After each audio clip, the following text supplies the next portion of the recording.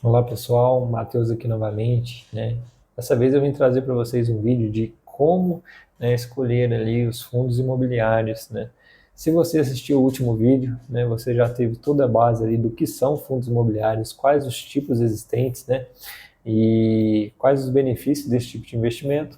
E nesse vídeo agora, né, eu vou deixar ali, né, um pouco mais claro algumas dicas, né, de como eu faço para escolher um fundo imobiliário, que você também pode utilizar aí, né, para avaliar os seus fundos, né, e colocar aí na sua carteira de investimento. Beleza?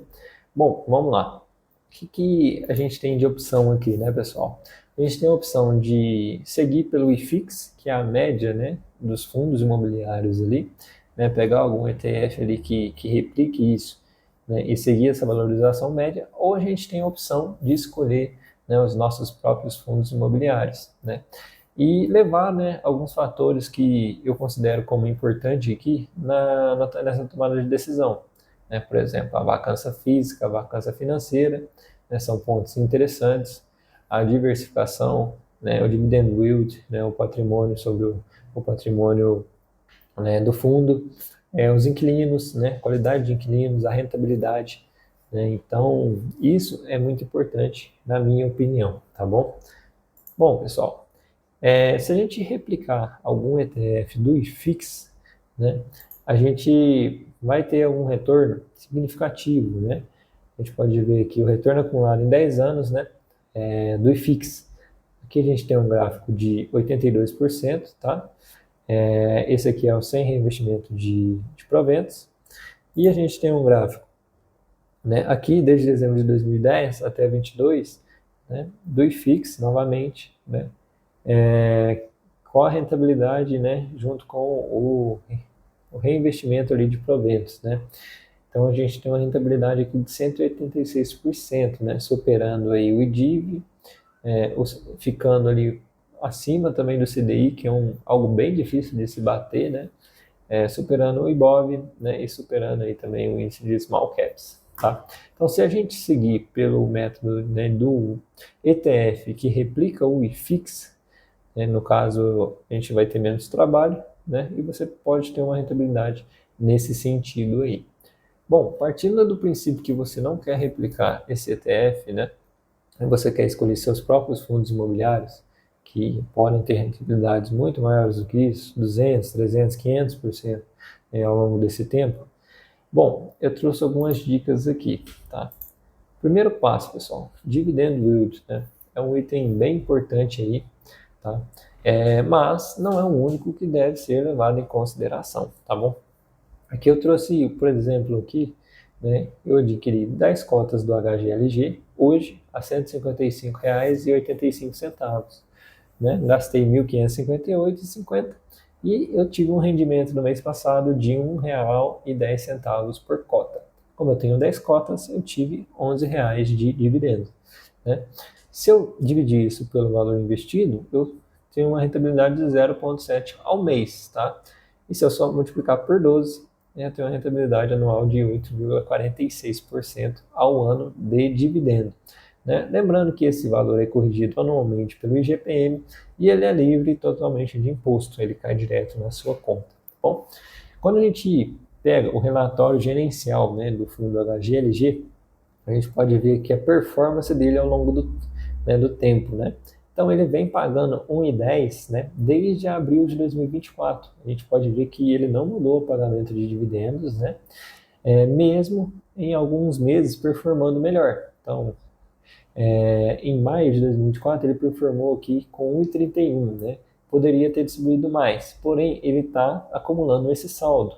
Em meses que foram piores, por exemplo, agosto de 24, que ele tinha capacidade de distribuir apenas 0,90, ele pegou, né, um saldo de 0,58 aqui de proventos, né, tirou isso, né, pagou 1,10 e sobrou 0,39. Então ele tem meio que uma reserva ali, né, para meses que o fundo performa um pouco pior, né, ele conseguir manter, né, esse 1,10 de pagamento aqui nas cotas, tá bom? Então, esse valor do dividend yield, né, é um ponto muito, né, relevante a se levar em consideração, né? A gente tem ali aqueles 6% ali, acima de 6% é um número bom, né? ao longo do ano ali de se receber de proventos, né?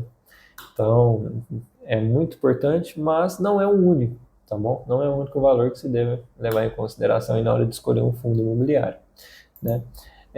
Bom, a gente tem também o valor de mercado, que é o P, né? Sobre o PV, que é o valor patrimonial desse fundo. A gente pode ver aqui que no relatório gerencial, né, do HGLG de março de 2025, a cota patrimonial está em 162.162,70. Né? Se eu divido o valor de mercado, que é a cotação atual, por esse valor, eu percebo que esse fundo está entre 0,95. Né? A gente tem, né, o seguinte parâmetro, né? Abaixo de R$ 1, o fundo está barato. Né? E R$ 1 ele está no preço justo, né, que é o valor da cota de patrimônio. E acima de 1, né, ele costuma estar caro. Né? Lógico, vale levar em consideração se você está disposto a pagar mais ou menos nesse fundo. Mas, teoricamente, é um fundo que está aí com 5% de desconto, né, versus o seu preço patrimonial, tá bom? Então, um ponto bem importante aí de se levar em consideração. Bom, vacância física e vacância financeira, né? Principalmente para fundos, né, de tijolos, né? Esse é um indicador muito importante, porque ele mostra ali como é que está a taxa de aluguel ali, né? Se eu tenho 100 apartamentos, né? Todos estão alugados. No caso aqui do HGLG, né? Ele é um fundo de galpões, né? E eu tenho uma vacância aqui em março de 6,6. Então, se ele, né, um exemplo, se ele tem 100 galpões, eu tenho 6 galpões que não estão alugados, né? Então, são galpões ali que poderiam estar me gerando uma renda, mas eu ainda não consegui alugar eles, né? Então, é uma taxa baixa ali, né, 6%, mas é um número que a gente deve levar bastante em consideração. Por quê? Né? Se esse número for muito alto, 20%, 30%, 50%, o fundo não vai receber rendimentos. Se o fundo não recebe rendimentos, ele não vai repassar os rendimentos para você. E provavelmente aí, né, o mercado vai bater na cotação aí desse fundo. Okay? Então as cotas devem desvalorizar.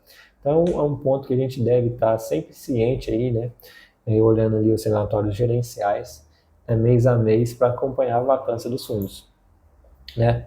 Bom, um ponto chave, né, que a gente pode levar também na hora de escolher um fundo imobiliário são a diversificação, tanto de ativos quanto de distribuição geográfica. Né? Então, novamente pegando o relatório do HGLG aqui, tá, pessoal? Não é uma recomendação de compra, é apenas um fundo aleatório aqui que eu peguei o relatório gerencial para mostrar para vocês. Então a gente vê a quantidade de imóveis que esse fundo tem, né? E a gente percebe que ele não está muito concentrado aqui, né, em nenhum dos seus imóveis. A maior porcentagem aqui, a gente pode falar aqui que é o HGLG de Vinhedo, né? E esse DCB aqui. Então, que se representam cerca de 9%. Ah, deu problema, pegou fogo nesse galpão. Eu vou perder 9% da minha rentabilidade ali mensal. Então, não é o fim do mundo, né? Então, essa diversificação de imóveis, ela é bem legal por conta disso, né? E a gente pode ver aqui que a gente tem imóveis em Goiás, em Minas Gerais, em São Paulo, né? 70% dos imóveis estão em São Paulo, 3% no Rio de Janeiro e 3% em Santa Catarina, né? Além aqui em cima no Pernambuco, tá? Então a gente tem uma diversificação geográfica também, né? Então isso é bem legal, né? E torna um fundo com uma diversificação grande nesse sentido menos perigoso, né? Conforme eu disse, se der problema em algum galpão, né, eu ainda vou ter todos os outros ali para me pagar aquela rentabilidade ao longo do mês, beleza? Inquilinos ou locatários, né? A qualidade desses inquilinos, né? Isso é bem importante. Quando a gente pega aqui no HGLG, a gente percebe que o maior locatário, né, vem do Mercado Livre, com 14% ali quase, né, ao mês. Depois vem a Volkswagen com 9%, a Electrolux com 4%. Né? Então, Deus o livre, deu ruim lá no Mercado Livre, faliu, entrou em recuperação judicial, né, igual aconteceu com Americanas lá. Então eu vou perder cerca de 14% da minha rentabilidade ali mensal, né? Mas eu ainda vou ter todos os outros que vão conseguir me suprir uma renda. Então não vai ser o fim do mundo, não vai ser o fim desse fundo imobiliário. Isso é muito importante, tá? Bom, pessoal, por que eu estou falando isso, né? Vou dar um exemplo para vocês aqui, tá? Um exemplo que eu passei por isso. A gente tem esse fundo imobiliário, né, chamado FAM-B11, né? É um fundo imobiliário que era um fundo de apenas um edifício, né? Um prédio, né? Lá no Rio de Janeiro, que era um monoinquilino. Além de ter um edifício, ele tinha apenas um inquilino, que era a Caixa, né? Seguridade. Bom, esse prédio ele era a sede da Caixa lá no Rio de Janeiro, né? E quando esse fundo performava bem, a Caixa pagava tudo certo, a cota desse fundo era aproximada aqui R$ 3.600, né? A partir do momento que a Caixa falou que não gostaria mais de ficar nesse imóvel e queria sair do imóvel, né? Esse fundo ele chegou a despencar 50% em 2 dias, então caiu de 3.600 para 1.200, né? Isso em 2020, né? E se a gente olhar hoje, esse fundo, né, ele está aproximado ali 600, 500 reais, 800, né? Então é um fundo que praticamente acabou, né, ao longo depois desse que a Caixa saiu, provavelmente porque não tinha, né, um imóvel em um local bom, né, e só era dependente desse imóvel. Então deu problema e acabou afetando todo o fundo imobiliário. A gente pode ver também aqui, ó, o gráfico de dividendos, né? Ele pagava muito bem, aí em 2020, a hora que a Caixa saiu, ele parou de pagar dividendos, né, rendimentos. Então, praticamente o fundo se acabou, e se você tivesse comprado um fundo desse, né, como eu tinha na época, você teria levado um prejuízo muito grande, né? Então, daí a importância de se atentar, né, àqueles pontos que eu comentei, de quantos imóveis, qual a localização do imóvel, quais inquilinos, qual a porcentagem que o inquilino representa, né, no montante ali que o fundo recebe mensalmente. Então, fica aí uma dica de quem já sofreu com isso, tá bom? Bom, outro ponto, né, que a gente deve levar em consideração é a rentabilidade, tá, pessoal? A rentabilidade é o que vai mover a gente, né? Não adianta nada investir em algo que não vai me dar retorno ao longo do tempo. Então, por exemplo, o HGLG 11, né? A gente olha aqui né, no montante aqui, né? No ano ele ainda está negativo, tá? De 3,58, mas nos últimos 10 anos ele valorizou 230%, tá? Considerando ali o reinvestimento de proventos. E quando a gente retira, desconta a inflação do período, né, esse valor cai aí para 93%. Então, quase dobrou, né, o valor que você investiu nele aí nos 10 anos. Se você tivesse investido 100 mil, hoje você teria quase 200 mil, né? Isso já descontando a inflação do período. Então, quer prova maior do que esse fundo, do que a gestão, né, é boa e que funciona? Né, prove-se através do tempo, né? Então, aqui a gente consegue ver esse retorno através do tempo. É um ponto que eu levo bastante em consideração também, né, quando a gente vai fazer alguma avaliação de ativo que vai ser colocado aí na carteira. Beleza, pessoal? Bom, levando em consideração tudo o que eu falei, né, dividendo, né, valor patrimonial de mercado, valor patrimonial da cota, né, vacância, locação dos ativos, qualidade de inquilinos, né, e, né, a prova do tempo ali de rentabilidade, o que a gente pode fazer? A gente pode montar uma tabela simples no Excel mesmo, né? No caso aqui eu usei o comparador de ativos ali do site Investidor 10, né, e a gente, né, escolhe vários fundos ali que eu estou na dúvida e compara, né? Sei lá, o KNCR11 é o melhor aqui em termos de valor patrimonial, né? O XPML11 tem a menor vacância, né? O MXRF tem o maior dividend yield, né? E eu vou ponderando ali os pontos que eu acho importante. Se precisar, eu entro em algum relatório gerencial e refino, né, aquele fundo, entendo lá como é que está a gestão, se não tem nenhum ponto de atenção, né, para poder colocar na carteira ou para poder escolher esse fundo. Mas é bem comparativo mesmo. E esses pontos que eu falei para vocês são os pontos que eu levo em consideração. Beleza, pessoal?